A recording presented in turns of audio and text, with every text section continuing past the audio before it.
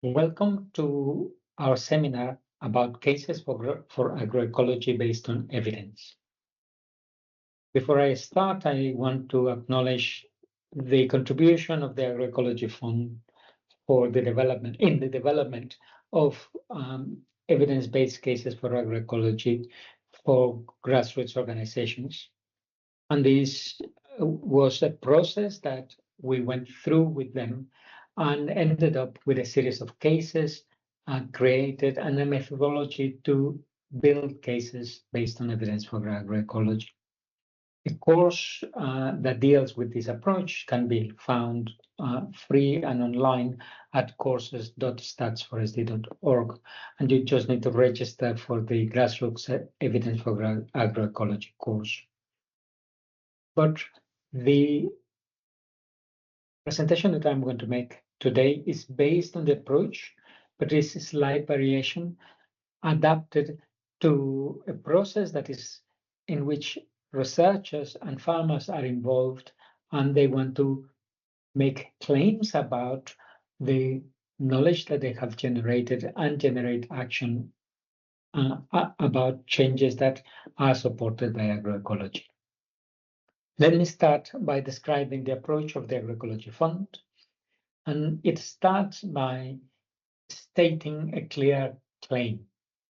This claim is a specific statement or an argument that demonstrates the value of agroecology.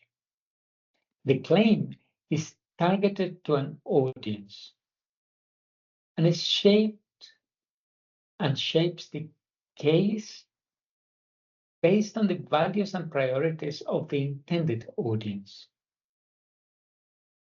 The case is then presented having developed a strategic approach that outlines how the case will be argued effectively to the audience. In this process, there is behind the claim, the audience, and the strategic approach, a conceptual framework that we build. And it's a conceptual framework that explains the relationship between actions, causes, and effects in relation to what agroecology does and generates as benefits for farmers, for society. So once we have the strategic approach, we'll go and find supporting evidence. And this evidence is carefully selected information that substantiates the claim that we make. And you will see that this information is very much determined by the framework, conceptual framework that we use. Once we have the evidence, then we need to put that evidence in context and interpret it. And so it's explaining how the evidence is relevant and compelling for the audience. We assume that through this process, we are able to present information that compels the audience to accept our claim. And that compelling is a logical process, is the old logic that giving the evidence, there is no option but to reach a specific conclusion. And the conclusion that we are seeking is a conclusion that is related to a call to action. So our message is for people to change behavior or to do something that results in real change that takes our food systems into a status that is closer to agroecology, because we would argue that that yields benefits to individuals and society. But let me start by comparing information and evidence. Information are data, facts, knowledge that is communicated or received. It can be raw information or it can be processed information, and it may or may not be relevant or even reliable. And in these days of information flowing very quickly all around the world, you can see why I say that there are facts and knowledge, and we need to make a judgment about the information before we use it. It compares to evidence insofar as evidence being information, but this information that is used to support a claim, an argument, or a decision. And because we use it on purpose, then that information must be relevant to the purpose or objective that we have. It must be credible to the audience, and it must be verifiable. So I've got a quick comparison here of information and evidence.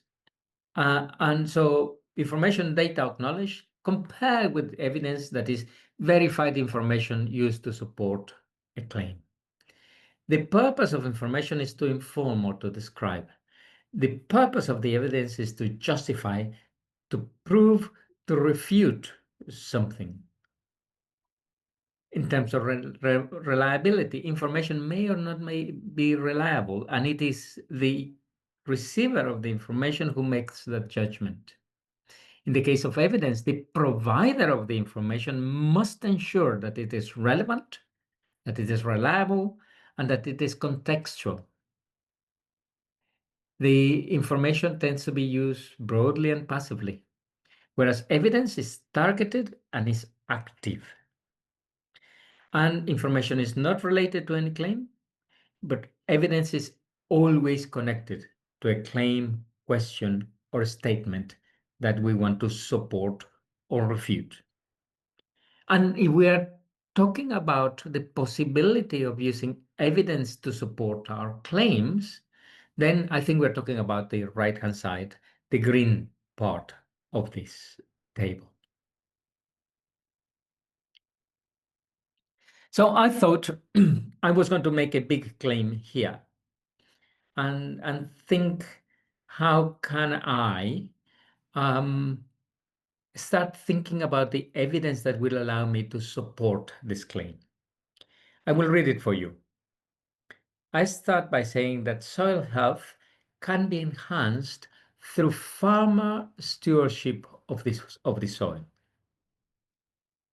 A strategy based on the enhancement of the soil carbon cycle, particularly the accumulation of organic matter in the soil, can lead to an overall improvement of soil health, enabling beneficial outcomes for farmers, for nature, and society. And I make a call for researchers, farmers, and civil society to develop joint initiatives to implement this type of strategy. So I'll give you a moment to reflect on it, and then I will go and think about and discuss with you my claim.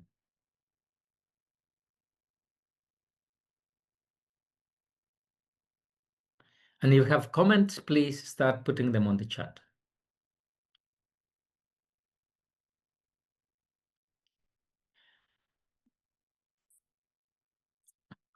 I hope you notice the type of language that I have chosen. This has been deliberate. I thought I'm talking to a group of researchers, so I can use language that researchers are familiar with, and I can use language that has to do with science. And if I were talking to a different audience, a general audience that is mixed, I would probably have to rephrase. But I assume, and there are a number of assumptions that we make in making these claims and finding evidence, I assume that this is an effective way of communicating with you. Okay, so let me look at my claim. I talk about farmer stewardship of the soil.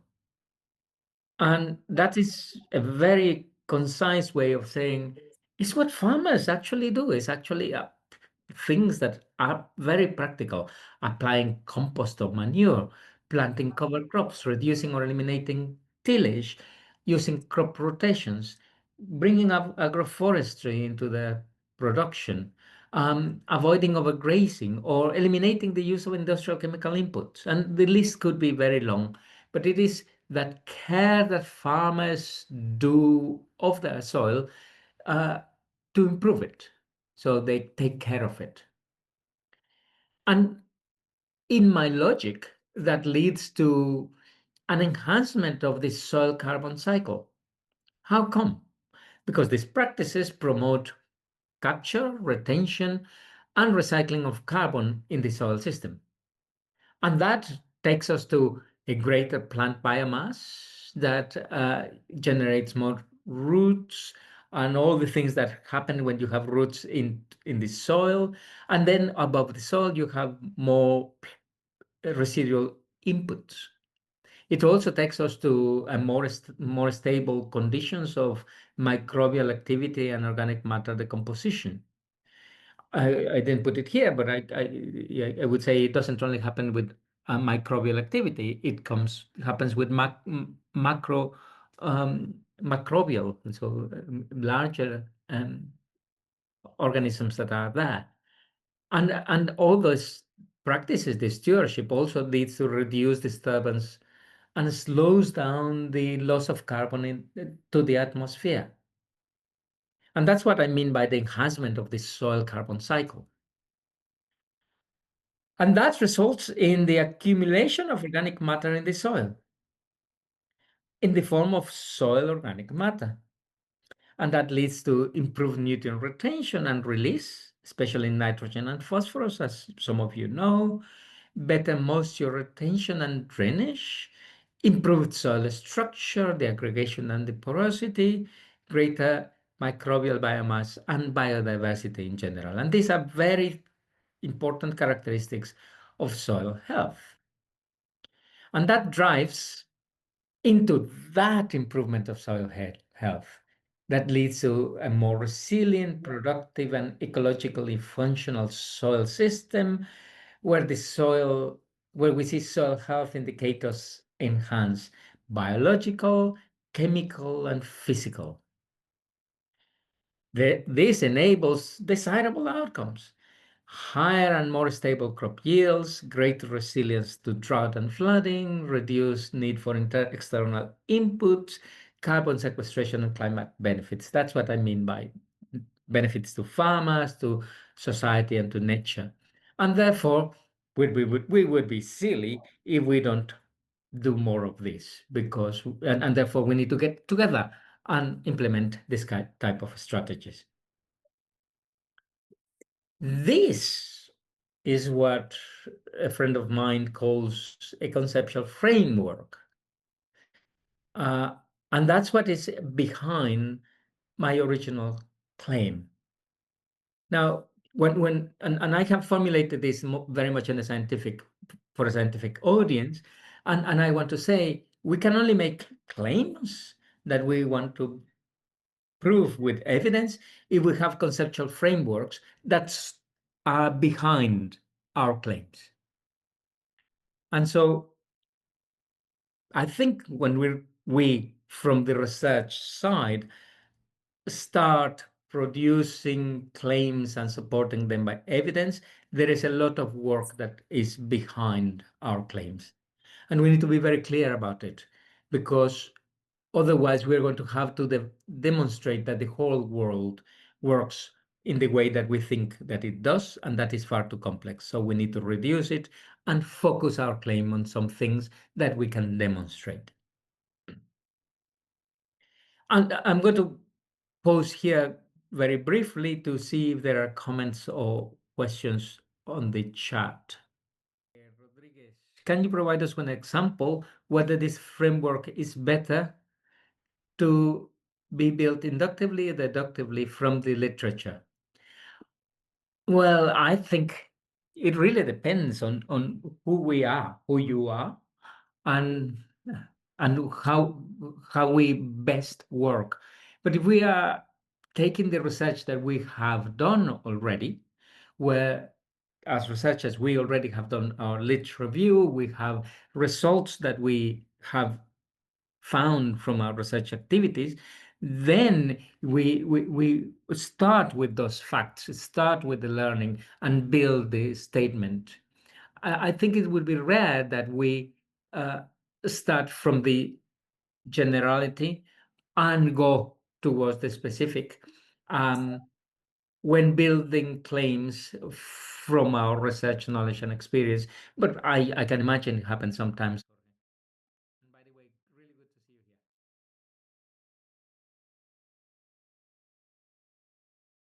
Thank you. And very often we will do that.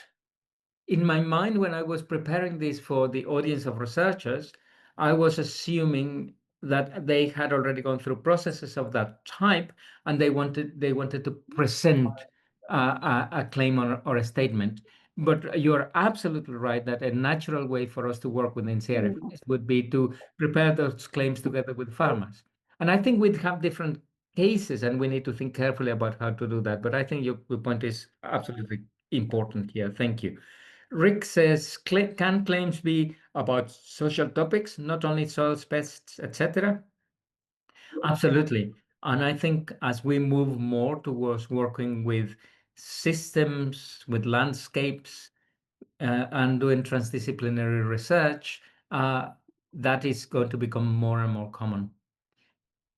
And it's going to be an interesting challenge for some of us who come from a more biophysical tradition, but CRFS is providing the environment for us to move in that direction. And Romina, you say, how do we know what is the best conceptual framework for the case we want to build, and how to develop a conceptual framework that works well? we we we often cannot guarantee that it is the best conceptual framework, but it should be a useful conceptual framework. And for me, a useful conceptual framework is well limited, is coherent, and is logical, and it focuses on the results and on the claim that we want to make, that we're making. So we don't know, but we build one that is useful. And the building of these things is iterative. And sometimes I have started building the claim and then deriving the framework and then going from the framework to improve the claim. And it is a process like that. And I know that there is a group of people that is considering the possibility of using claims and evidence as a way of demonstrating and sharing some of the results of research. And if that is to happen, I think we would be, well, I know we will be joining that effort, supporting that process. Okay. Thank you for those contributions. Let me continue for a moment. So I want to go back to the fact that we have a claim and that we need evidence to support it. And emphasize, repeat, that evidence is information that is used to support the claim, the argument, or the decision, and it must be relevant, credible, and verifiable. Bear in mind that those concepts of relevance, credibility, and verifiable are not universal truths that can be defined in a single instance and applied to everything. They are very contextual and we need to work on it. But then we compile evidence. So we go and seek evidence. And that is a different process from the process of going to gather data for research, because the evidence needs to be directly linked to the claim. And often it doesn't require primary data collection, but relying on information that we have from valid sources or trustable sources. And we select it because it is valuable. Then we use that evidence and present it logically. And we, depending on the audience that we are communicating with and our system of knowledge, we are aware of our system of knowledge and present that evidence according to that system of knowledge. And that means that whatever we argue needs to be based on norms and frameworks that are acceptable and recognized and respected by that audience. So there is a very clear example on this, and it's justice systems. Justice systems rely on evidence, and evidence is there are norms and that establish what is evidence and what is not, and what is valid and what is not in the prosecution of a case. That is relatively simple and not something that we often get involved with, but in the norms and frameworks that we use, that we based our argument of the evidence, need to be well understood by us.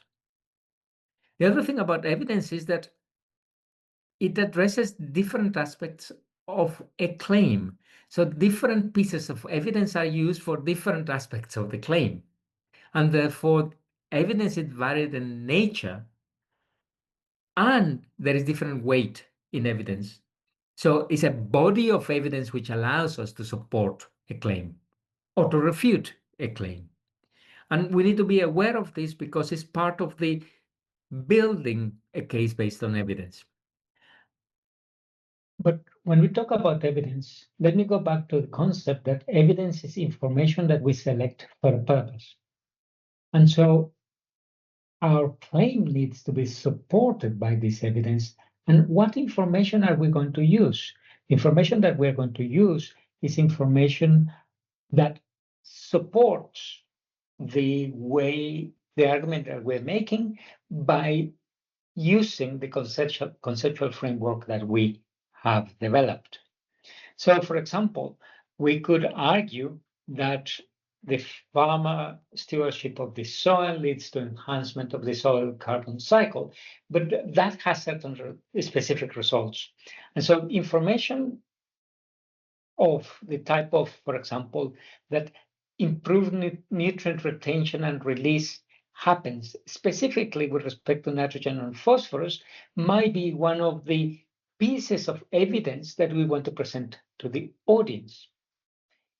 And the audience would be interested in this if they understand and place value on that specific piece of information.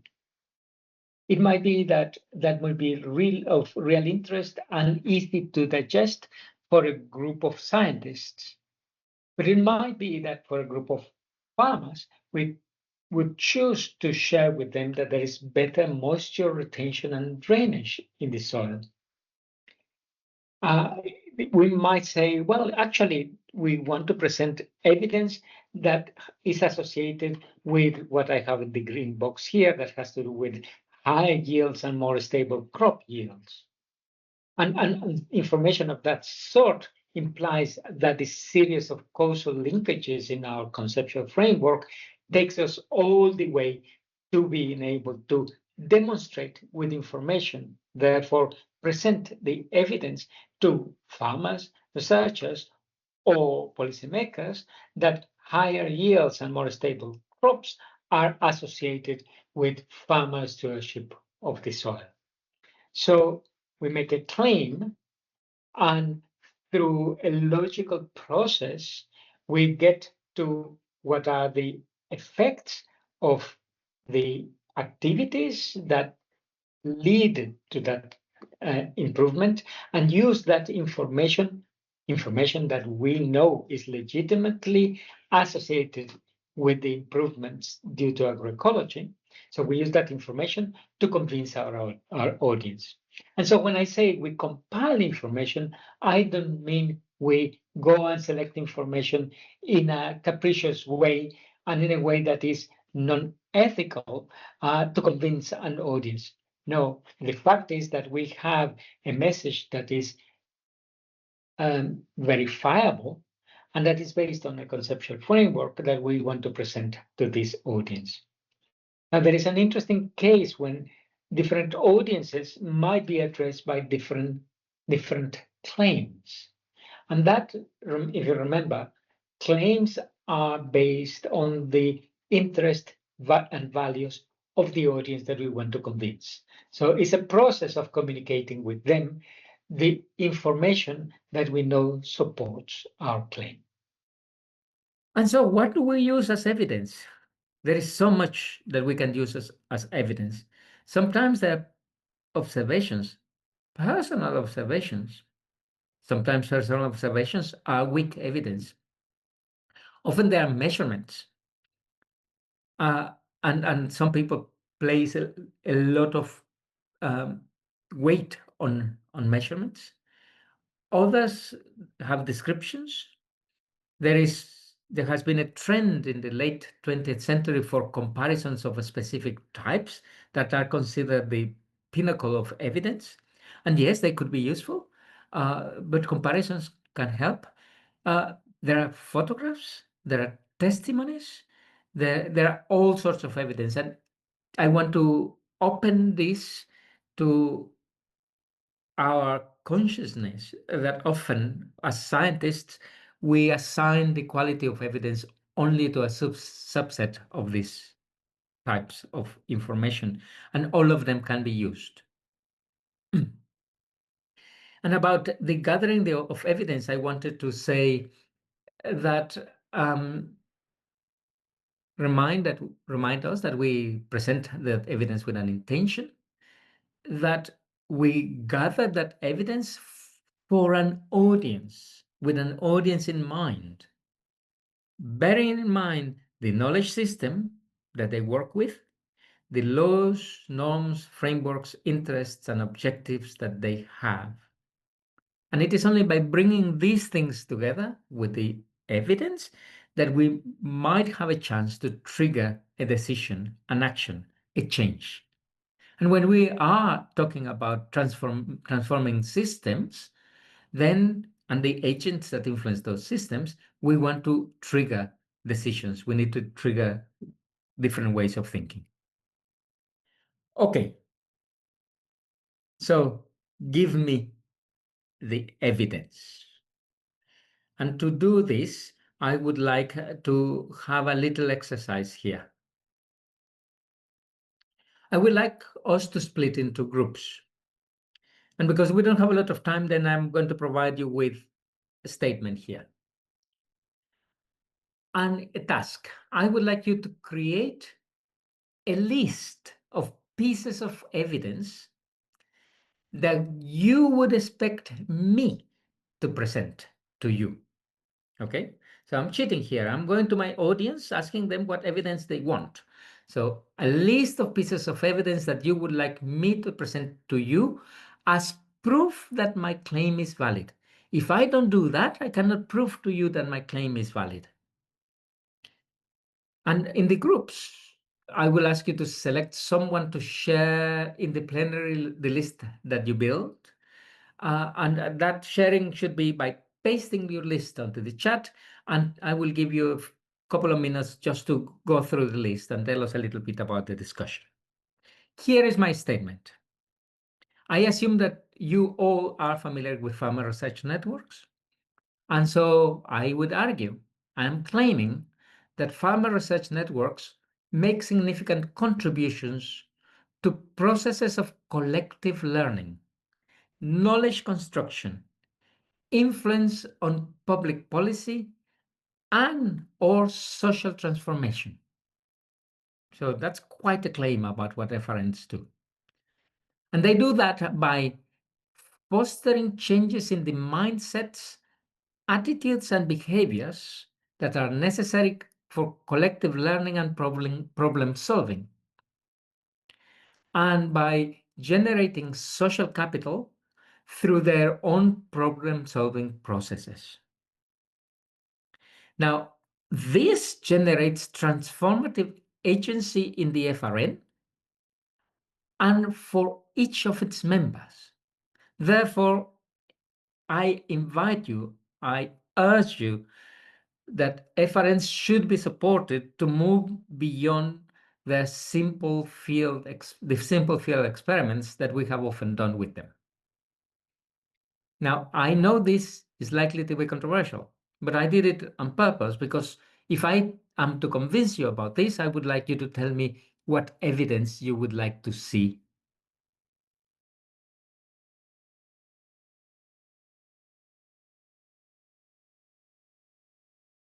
That's a fantastic question. There is an aspect that has to do with how we present the evidence and how we build it. And it is that we need to be ethical about it. And I'm going to discuss the validity of evidence in a moment after the exercise.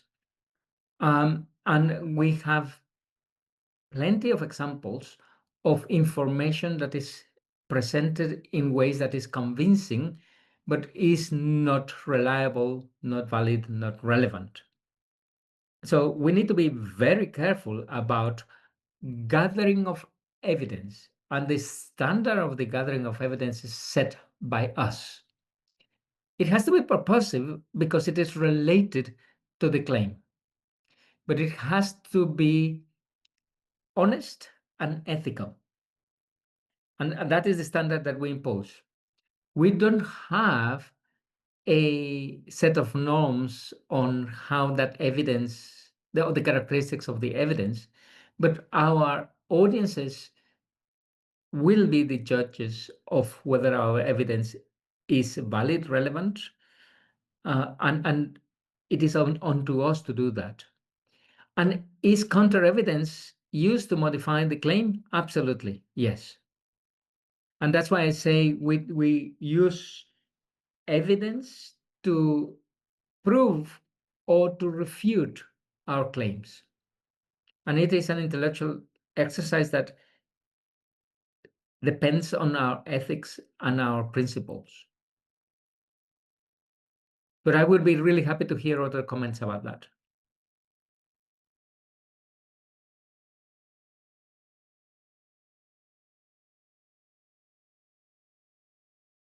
I I would argue that the audience matter because there are different the evidence that we need to present needs to be relevant to them, needs to be presented in a language that is acceptable and understandable to them, and needs to be framed using the norms and systems that they trust. Let me give you an example. Often, we need to demonstrate that our efforts have been effective to funders. And the type of evidence that they are interested in and that makes sense to them is to do with differences to populations. It has to do with changes in the proportions of farmers that do or not do something. It often has to do with financial benefits. And so if we are addressing an audience with the purpose of convincing them of something, we need to be aware of the frameworks to be able to engage in a discussion with them. Occasionally, we want to challenge their frameworks, but then the statement will be different and the evidence will be different. But we need to understand who we are targeting. When we're talking to farmers, I have seen so many farmers really being bored about our presentations with graphics and statistics, and really being interested in the testimonies that other farmers can provide. And so we need to be really careful about the language, the modes of communication, the frameworks that are valid and credible to the audience that we want to work with. And by that, I don't mean we need to be dodgy, fishy about it. I think we need to be careful about using the correct frameworks and language.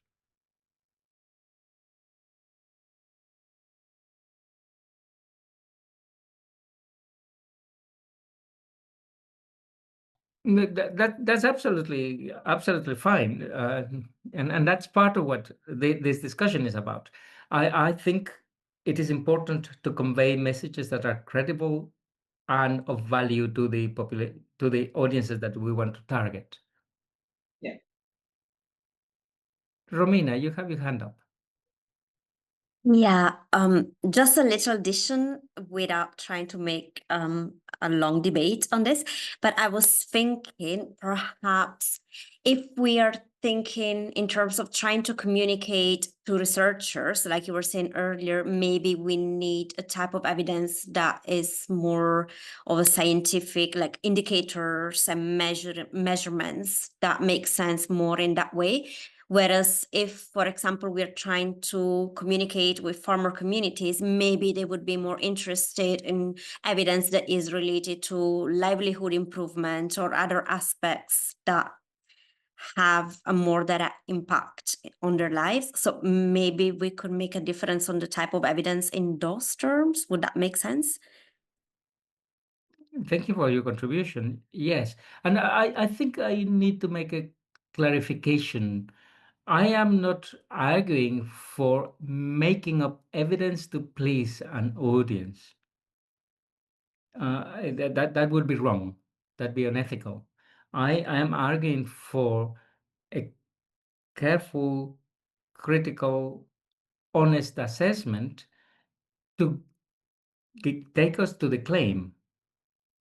And the claim is only valid if we can demonstrate it in a way that we are convinced that it is valid and in a way that we can communicate to the audience that we are interested in. So it's not, let's be dubious about selecting in a non-ethical manner the information that we want to present. That will go against the principles that we believe in. But we need to be good communicators, and we need to understand the way that people, different groups of people, value information and what they consider relevant and accept as credible. And perhaps that is the message, and I should learn to communicate it in a way that is less passionate. We have used 42 minutes. I will give us 15 minutes to discuss some of this.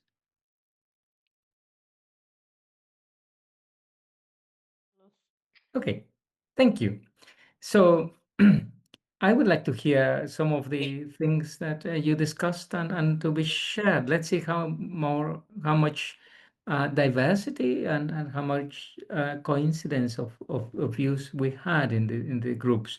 Who would like to go first? There was a group that was called group number 1, and that could be a good way to start. Okay, maybe I'll start with the general point, Yep. which was that, well, we sort of were discussing different elements. So first we were a little bit more like what you had said, which was that we should go to the interested parties and ask them what evidence they would need. Yep. We also talked a little bit more generically also about looking at the evidence and questioning its validity and strength and appropriateness. Mm-hmm. I've mixed things up a little bit. We wanted to use more, we thought the evidence should be more case studies. Okay. But we also noted that, you know, those bulleted list of changes, those could equally be applied to other types of institutional organizations, say like farm field school. So how would you, that the evidence needs to be specific to FRNs. And there was, we also had a colleague Richard, who had read a paper by a US forest researcher who doesn't think that this approach is correct in the first place. Like, do you make the claim and then look for the evidence, or should the claim come from the evidence? And then specific points we had on those particular bullets, hang on, sorry, they're coming, were some that are very easy. If you show, you know, that the FRN's contributed to public policy. We had some good ideas from James and Shifar on like to show change in mindset. We would be looking at evidence that shows increased willingness to share information and test innovations, farmers taking leadership roles in community initiatives, Sorry, I've got a bit of duplication. And for something like social capital change, we'd be looking at changes in social networks, expansion, changes in levels of trust. Thank you. Sorry, a large variety. I don't know if any, we probably haven't got time for colleagues to add, but sorry, you can pop in the chat if I've misunderstood things. Thank you, Jane. Fascinating, especially how we engage with positions that are different from ours. I think I would argue that we need to have a clear position and a well-supported position that is valid evidence to start in these discussions with people who think different from us, which is normal. I mean, it's part of what we're interested in, is in that exchange of views. Group number 2.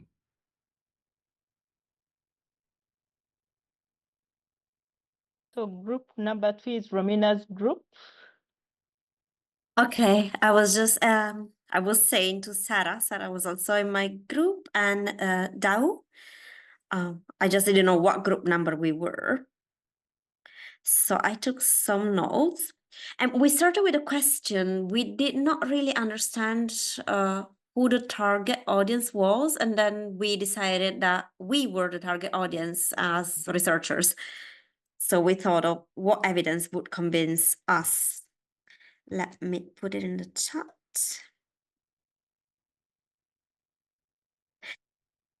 So we thought that we would want to see testimonies that are not only individual, but shared within a group or expressed as a group, like more individuals in different places giving us similar information to say, okay, we can make that claim for that aspect. And then we started thinking, how do we prove changes in mindsets, attitudes, and behaviors? So we thought probably like a comparison or of before and after being part of FRNs, but also of participants who are FRN versus non-FRN participants, so having this kind of comparisons, and again having testimonies combined with observations that give examples of how they perceive that as being part of an FRN, mindsets, attitudes, and behaviors may have changed on a specific topic or example. And similarly, for the aspect of creating social capital, again, we would look at a comparison of before and after, or being part of FRN, not being part of FRN, and look at what kind of organizations they have developed, what kind of combined activities or the support system that the FRNs have brought. And then we didn't have enough time to continue the conversation.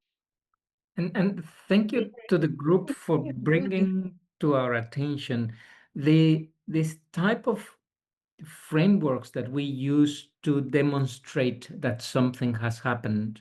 And you have suggested before, after, with and without FRNs. And very often in our work, we depend on the ability to make comparisons.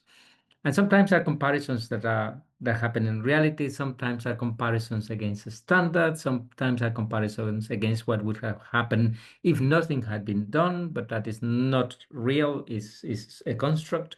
But that ability to make those comparisons often is fundamental to claim that we have evidence of something. So that's a really important point. Thank you to the group. Group number 3.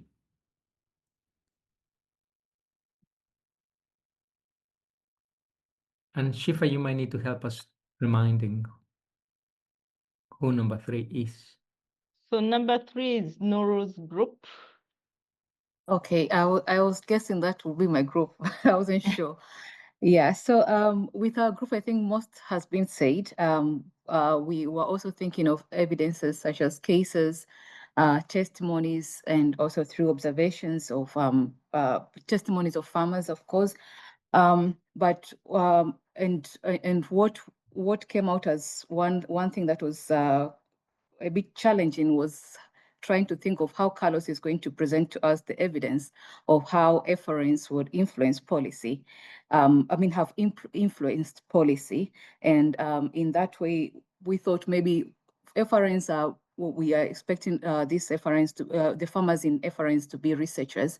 They are kind of researchers. So maybe we could start by demonstrating how efferents, how farmers in efferents have been able to do their own research and challenge the dominant norms, such as the top-down approach of where we think research institutions should be the leaders in research, and of course provide evidence that the farmers within FRNs can actually lead their own research. So in that form of way, we try to provide that sort of evidence. So we are trying to think of trying to suggest some evidences there. And the other issue that came about was, again, just as Romina was mentioning, on how to provide evidence for these social constructs, such as changes in attitudes, changes in what else was that? Was it attitudes and behaviors? Yeah. So what are the indicators for those? And so Gabriela was suggesting things like we need to demonstrate how we need evidence on how this collective learning. So, for example, was there anything that farmers did not know before, maybe individually, and through being in these FRNs, they were able to learn? Or how in terms of policy, how have these farmers been able to bring about maybe to make this policy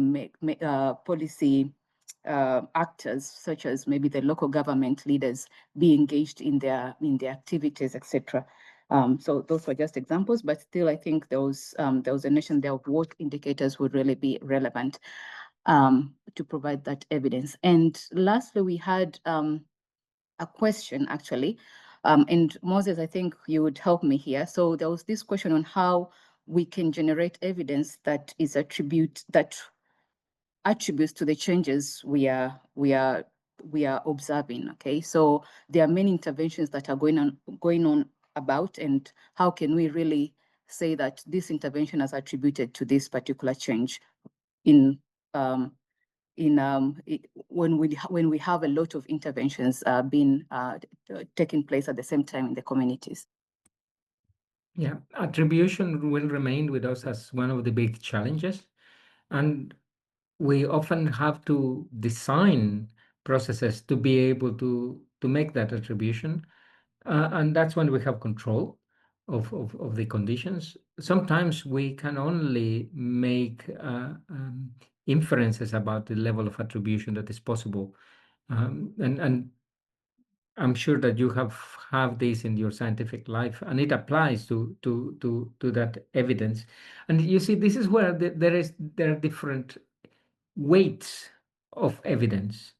It is not the same to have a video of someone who has fired a gun and killed someone, that is probably used to be very clear evidence before artificial intelligence, to someone saying, I was 3 blocks away and I saw him running away and I think he was the person who killed the other person.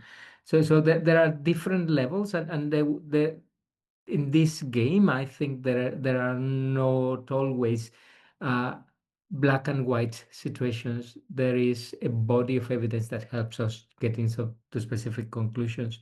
And I suppose that is partly how we look at the issue of attribution, is through the use of different lenses and different types of evidence that eventually convince us.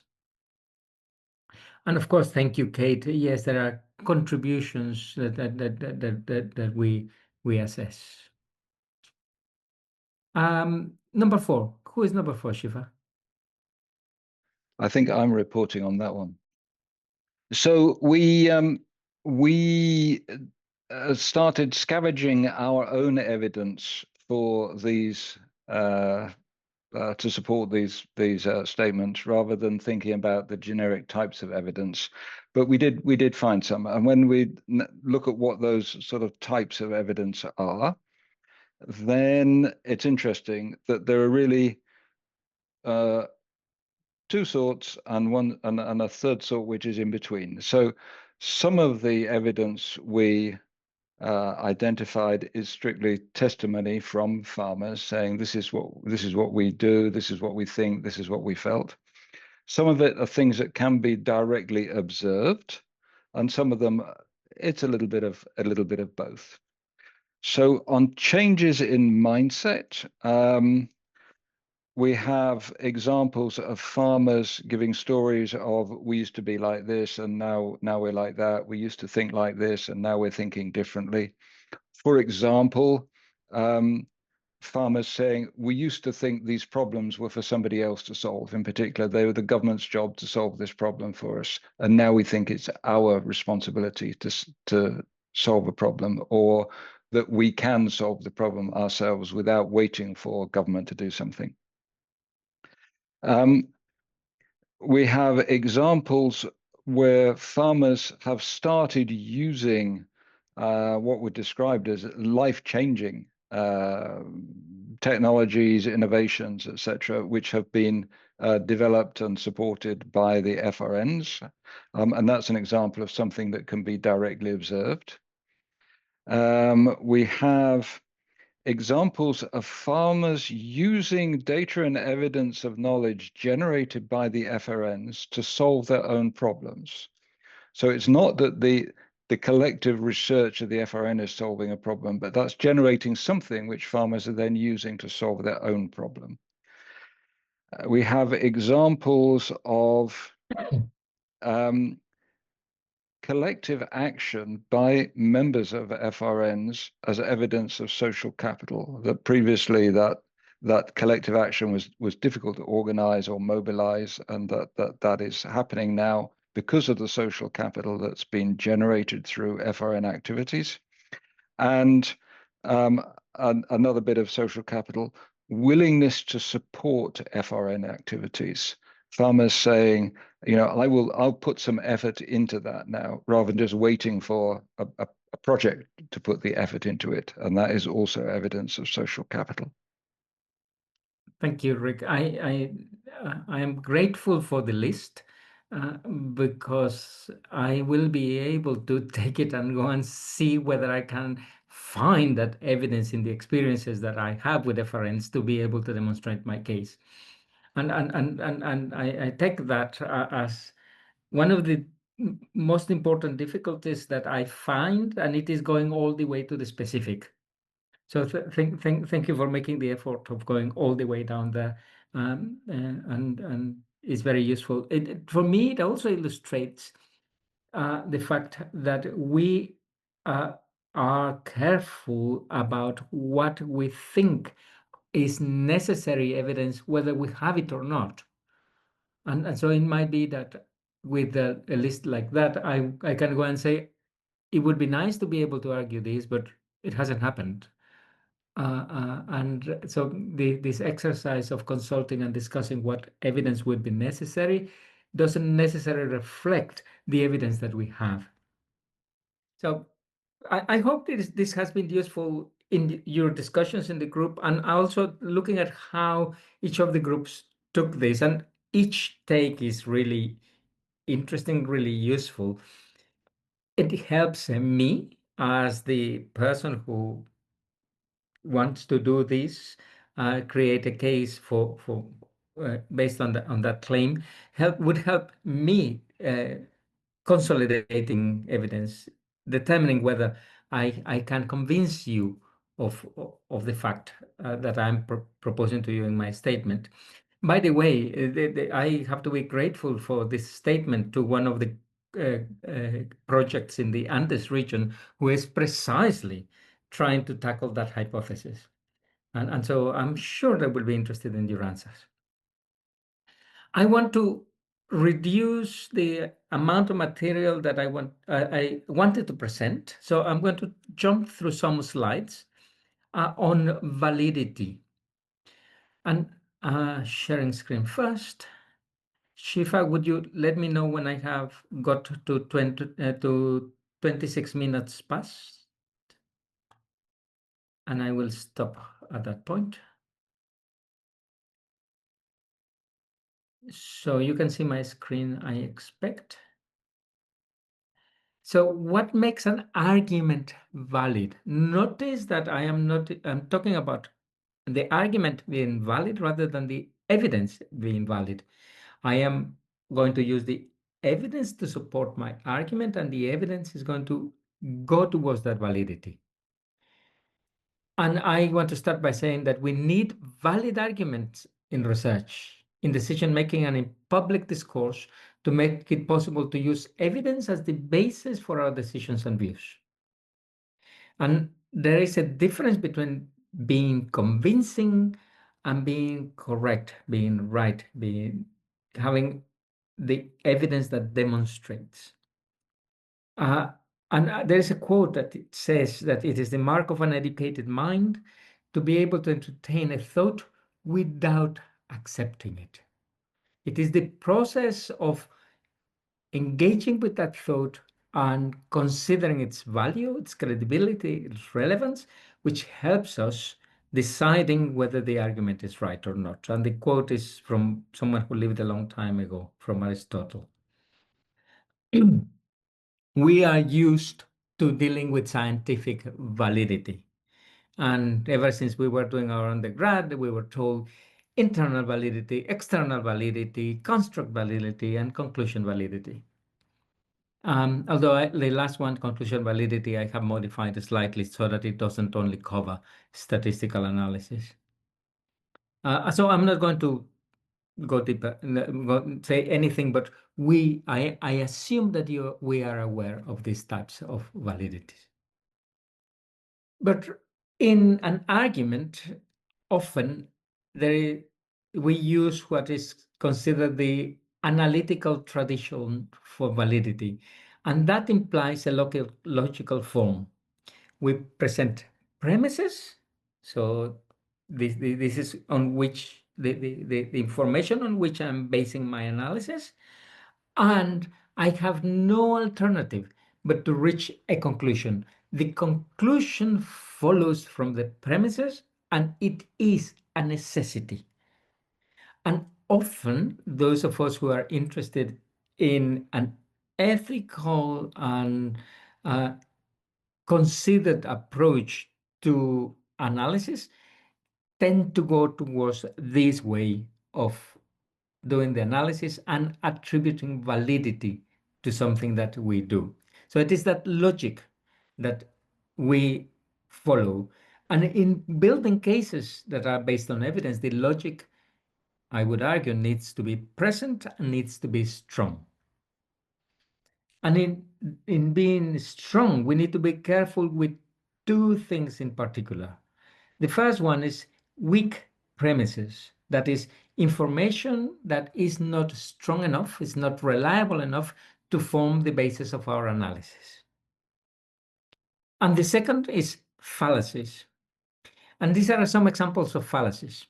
I've got the first one. Person A says, food systems would be healthier if they followed agroecological principles. Person B concludes, you want farmers to have low yields and remain in poverty. The conclusion doesn't follow the premise.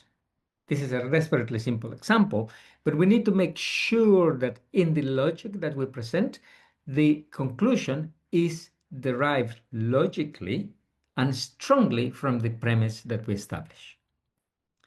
The second is tomatoes produced without pesticides are better for human health. So person B says, tomatoes produced without pesticides have more nutrients then. And the first statement, my premise, doesn't talk about nutrients, talk about better for human health. There is nothing in the first statement that leads to the second, especially in terms of nutrients or nutrient content. So there is a breakdown in the logic there, and we need to be careful with that sort of fallacy that often appears in our discourse. So it's 26 past the Thank hour. you. Thank you. Two more. There is a policeman in front of every traffic jam. Policemen are the cause of traffic jams. Another, you can trust her opinion on climate change. She's not even a scientist. And this last one is a very dangerous one because it's an attack, a personal attack on whoever is saying it. So let's pay attention to, in our approach, when we use the logical, analytical form of validity, that the logic follows, that the premises lead to the conclusion, that the conclusion is a necessary consequence of the premises that we put. And we need to be careful not to rely on emotion, personal attack, or distractions. The evidence must be relevant and sufficient. Finally, there are three things that Aristotle said were very important for convincing someone, for being persuasive. One, it is the character and the credibility of who says it. The other is the emotion that it implies, and the third one is the logic and the reason. So he did think about the logic of the reason, but he put two more. And often ethos and pathos influence enormously how persuasive we are. I think we need to, coming from the tradition of science, we need to be very logical, but we need to be aware that who says it and how it is said is really important to be persuasive. And in building our cases, we need to be ethical, but we need to be persuasive at the same time. And so we need to learn a little bit more about those two things. I'll stop here. I would like to hear if there are any comments or questions. Not sure if we are going to be able to discuss them now, but thank you for being here.